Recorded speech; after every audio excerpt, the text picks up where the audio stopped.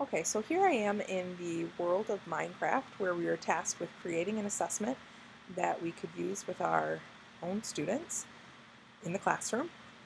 I spent a lot of time really trying to figure out something that students could conceivably create without, even students without a huge background in Minecraft. I wanted it to be accessible to a lot of different people.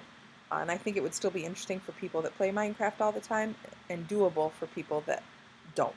So what I came up with, this would be used in an 8th grade U.S. history classroom while we study the Civil War, and specifically while we study the Battle of Gettysburg, which was the turning point battle.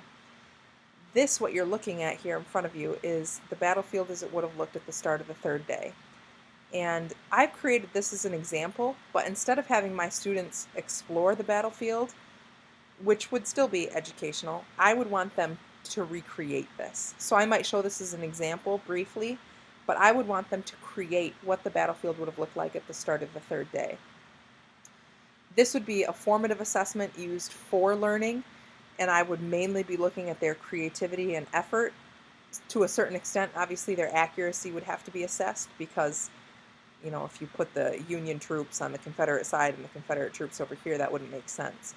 But for the most part, I would just be very interested to see how they visually represented the battlefield, because I think there would be a lot of different ways to do this beyond what I just did. So the advantage, I think, of using Minecraft is it would put them on the battlefield in a way that a video or photographs could not. This actually allows them to stand, essentially, on the battlefield and look around at what it would have been like. The next best thing to that, I think, obviously, would be going to the battlefield in Pennsylvania itself. But this I think, would be, a good way to do that without, the huge field trip across state lines. So what you look at, so as you come in here, you can see that this is the southernmost part of the battlefield, as it would have looked at the start of the third day. Blue blocks are Union troops, and red blocks are Confederate troops. And all of these information blocks denote what these places are. So this is the Devil's Den, this is Big Round Top, Wheat Field, Little Round Top. The Union troops, the middle part of the line was along what's called Cemetery Ridge here. And over here, Confederate troops were placed along what was called Seminary Ridge. This here is about a mile of open field uphill going in this direction. And on the third day, the Confederates launched an attack towards the heart of the Union line.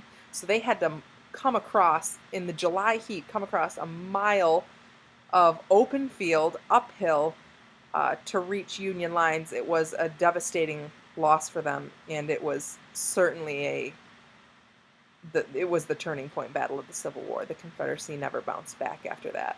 This plaque, or this information block, denotes where the town would have been. And then I can get an aerial view so you can see what it would have looked like. Okay, so this gives you an idea of what it looked like from above. You can see that the Union troops are in what is often referred to as a fishhook.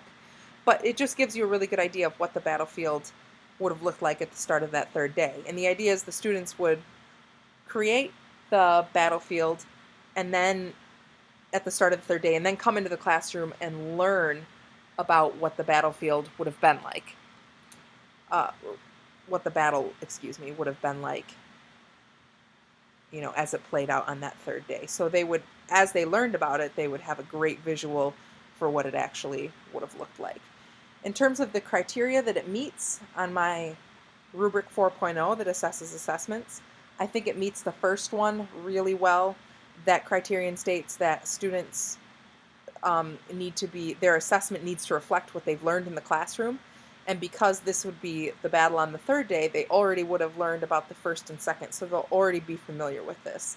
And then the third criterion states that students need to be actively engaged in the quality and creation of the assessment. And because they're actually creating the assessment, this definitely meets that criteria. It meets others as well.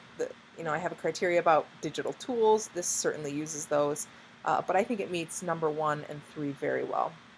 And it just would give them a great idea of what being on the battlefield would be like. And I would really like that they would have that experience.